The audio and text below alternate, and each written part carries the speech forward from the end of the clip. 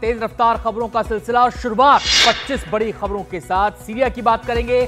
Syria में जारी गृह युद्ध के बीच राष्ट्रपति बशर अल असद देश छोड़कर रूस भाग गए हैं। रूस के राष्ट्रपति व्लादिमीर पुतिन ने असद और उनके परिवार को राजनीतिक शरण दे दी है। सीरिया की सेना ने बशर अल असद के देश छोड़ने की पुष्टि करते हुए कहा कि राष्ट्रपति की सत्ता खत्म हो चुकी है। ब्रिटेन और इजराइल समेत कई देशों ने बशर सरकार के खात्मे का स्वागत किया है। सीरिया के राष्ट्रपति असद के देश से भागने के बाद लोग राष्ट्रपति भवन में घुस गए। उन्होंने राष्ट्रपति भवन में लूटपाट की और वहां मौजूद सामान अपने साथ ले गए। विद्रोही लड़ाकों ने दमिश्क में कई जगह असद परिवार की निशानियों को नष्ट करना भी शुरू कर दिया है। पूर्व राष्ट्रपति और असद के पिता हाफिज अल असद की मूर्ति को भी विद्रोहियों ने गिरा दिया। बशर अल असद के देश छोड़ने के बाद सीरिया के पीएम ने विद्रोहियों को सत्ता सौंपने का प्रस्ताव दिया है। पीएम मोहम्मद गाजी अल जलाली ने कहा है कि वो देश में ही रहेंगे और जिसे भी सीरिया के लोग चुनेंगे उसके साथ मिलकर काम करेंगे। वहीं संयुक्त राष्ट्र ने कहा कि अब सीरिया में एक समावेशी राजनीतिक प्रक्रिया शुरू करना सुनिश्चित हो, साथ ही देश की संप्रभुता और स्थिरता बहाल। सीरिया में गृह युद्ध के बीच वहां मौजूद सभी भारतीय सुरक्षित हैं। केंद्र सरकार के सूत्रों ने कहा है कि दमिश्क में भारतीय दूतावास लगातार ऑपरेशनल है और सभी भारतीय नागरिकों के संपर्क में है। सभी की मदद की जा रही है। इससे पहले एक एडवाइजरी में विदेश मंत्रालय ने वहां मौजूद भारतीयों से जल्द देश छोड़ने को कहा था। वेटिकन में पोप फ्रांसिस ने सीरिया, यूक्रेन, गाजा में युद्ध विराम की अपील की है। उन्होंने कहा सभी देशों के नेताओं और अंतर्राष्ट्रीय समुदाय से क्रिसमस तक शांति बहाल करने का आह्वान किया जाता है। बांग्लादेश में हिंदुओं पर हमले के बीच भारत सरकार ने बड़ा कदम उठाया है। विदेश सचिव विक्रम मिस्त्री आज बांग्लादेश के दौरे पर जा रहे हैं। दोनों देशों के बीच बढ़े तनाव के बीच बांग्लादेश के विदेश सचिव से मुलाकात करेंगे। बांग्लादेश में तख्ता पलट के बाद से हालात काफी बिगड़ गए। लगातार हिंदुओं और मंदिरों पर हमले हो रहे हैं। बांग्लादेश में हिंदुओं पर हो रहे हमलों के विरोध में कोलकाता में बड़ी रैली हुई। नागेंद्र मिशन और सिटीजन फोरम की इस रैली में कुणाल घोष ने कहा कि केंद्र सरकार इस मामले में कार्रवाई करने के बजाय चुप्पी साधे है। बांग्लादेश में तख्ता पलट के बाद कई हिंदू मंदिरों पर हमले हो चुके हैं और इस्कॉन से जुड़े कई पुजारियों को गिरफ्तार कर लिया गया है। बीजेपी ने सोनिया गांधी पर आरोप लगाते हुए कहा कि वो एक ऐसे संगठन से जुड़ी हैं जो कश्मीर को भारत से अलग करने की वकालत करता है। बीजेपी के मुताबिक forum of democratic leaders in Asia Pacific नाम के संगठन को जॉर्ज सोरोस फाउंडेशन की तरफ से फंडिंग मिलती है। आरोप के मुताबिक इस फंड का इस्तेमाल भारत को बदनाम करने के लिए किया जा रहा है। झारखंड में नई सरकार के गठन के बाद विधानसभा का सत्र आज से शुरू हो रहा है। इस बार ऐसा पहली बार होगा कि सत्र में मनोनीत विधायक नहीं होंगे। स्पीकर सभी विधायकों को शपथ दिलाएंगे। फिर हेमंत सोरेन सरकार प्रस्ताव पेश कर विश्वास मत हासिल करेगी। इससे पहले रविवार को रांची में हेमंत सोरेन ने विधायकों की बैठक में उन्हें मुस्तैद रहने को कहा। साथ ही विपक्ष को सदन में घेरने और सरकार की उपलब्धियों को रखने की रणनीति बनाई। शंभू बॉर्डर पर दिल्ली कूच के लिए अड़े किसान संगठन आज अहम बैठक करने जा रहे हैं। इसमें आगे की रणनीति पर फैसला होगा। इससे पहले शंभू बॉर्डर पर पुलिस के साथ झड़प के बाद किसानों ने दिल्ली कूच मार्च स्थगित कर दिया। दिल्ली की ओर बढ़ रहे किसानों पर पुलिस ने आंसू गैस के गोले दागे, जिसके चलते कुछ किसान घायल भी हुए। महाराष्ट्र में किसानों ने आरोप लगाया कि राज्य वक्फ बोर्ड उनकी जमीन पर कब्जा करने की कोशिश में है। 300 एकड़ जमीन के लिए लातूर के 103 किसानों को नोटिस भेजा गया है।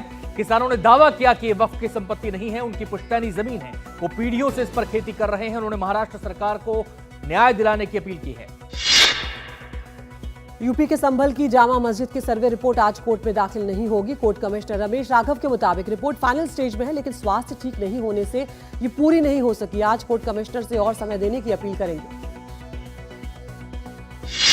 राजस्थान के सीकर में एक दर्दनाक हादसा सामने आया। पतंग लूटने की कोशिश में 7 साल का एक बच्चा कार की चपेट में आ गया और 40 फीट दूर जा गिरा। इस हादसे का सीसीटीवी फुटेज भी सामने आया है। हादसे में बच्चे को गंभीर चोटें आई हैं और बेहतर इलाज के लिए घायल बच्चे को जयपुर ले जाया गया है।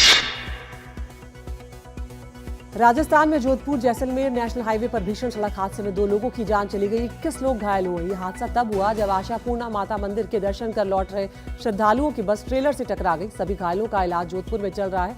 वहीं सोलर प्लेट से भरे ट्रेलर का ड्राइवर फरार है, जिसकी तलाश में पुलिस जुटी हुई है। तेलंगाना के जलिगामा में एक सड़क हादसे में 2 सिपाहियों की मौत हो गई। ड्यूटी के दौरान बाइक पर जा रहे सिपाहियों को एक अज्ञात गाड़ी ने टक्कर मार दी। मृतकों की पहचान परंदामुलू और पुसा वेंकटेश्वरलू के तौर पर हुई है। मध्य प्रदेश के जबलपुर में 2 सुरक्षा गार्ड ने एक शख्स की हत्या कर दी। आग लगने की सूचना के बाद पुलिस जब वहां पहुंची तो विकास पटेल का शव अंदर मिला। पुलिस के मुताबिक हत्या के बाद पीड़ित को आंख के हवाले कर दिया गया। गार्ड हेमराज सरिया और ज्ञानी सिंह ठाकुर को गिरफ्तार कर पूछताछ की जा रही है। छत्तीसगढ़ के बालोद में 95 से ज्यादा गांव की बहुत सी महिलाओं के साथ ठगी हुई है। शिकायत के मुताबिक एजेंट ने महिलाओं के नाम से 30,000 से 2 लाख रुपए तक का लोन निकाला, फिर 3 से 5,000 रुपए देकर किस्त चुकाने को कहा और बाकी पैसे खुद रख लिए। आरोप के मुताबिक इस सिंडिकेट ने करीब 80 करोड़ की ठगी की है। पुलिस कई लोगों को हिरासत में लेकर पूछताछ कर रही है। नोएडा इंटरनेशनल एयरपोर्ट से फ्लाइट सेवा शुरू होने का इंतजार करने वालों के लिए अच्छी खबर है। आज जेवर एयरपोर्ट के रनवे पर पहली कमर्शियल फ्लाइट लैंड करेगी। एयरपोर्ट अथॉरिटी ऑफ इंडिया का विमान सुबह 11 बजे लैंड होगा। दिल्ली एनसीआर में मौसम ने करवट ली है। रविवार रात दिल्ली एनसीआर में झमाझम बरसात हुई, जिसके चलते ठंड बढ़ गई है। मौसम विभाग के मुताबिक बारिश और पहाड़ों में बर्फबारी के चलते तापमान में 2 से 3 डिग्री सेल्सियस गिरावट आ सकती है।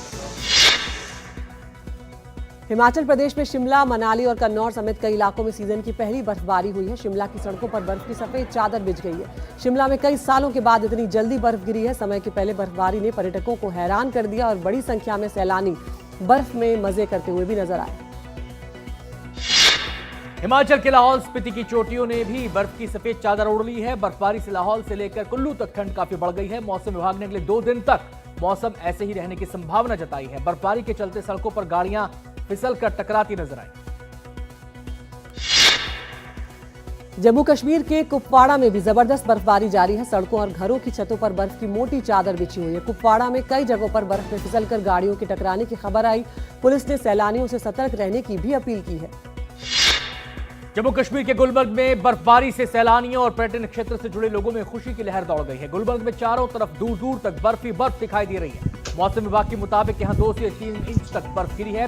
बर्फबारी का लुत्फ उठाने के लिए बड़ी संख्या में सैलानी गुलबर्ग पहुंच रहे हैं।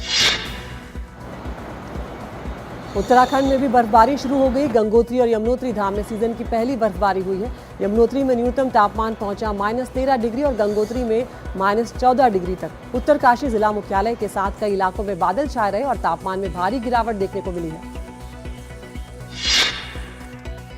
एडिलेड टेस्ट में हार के साथ टीम इंडिया के कप्तान रोहित शर्मा के नाम अनचाहा रिकॉर्ड दर्ज हो गया। इस हार के साथ रोहित शर्मा का नाम विराट और धोनी जैसे पूर्व कप्तानों की लिस्ट में आ गया है, जिन्हें लगातार 4 टेस्ट में हार का सामना करना पड़ा। इस फॉर्मेट में हार का सबसे लंबा रिकॉर्ड एम के पटौदी के नाम है, जिन्हें 1967-68 में 6 हार का सामना करना पड़ा था।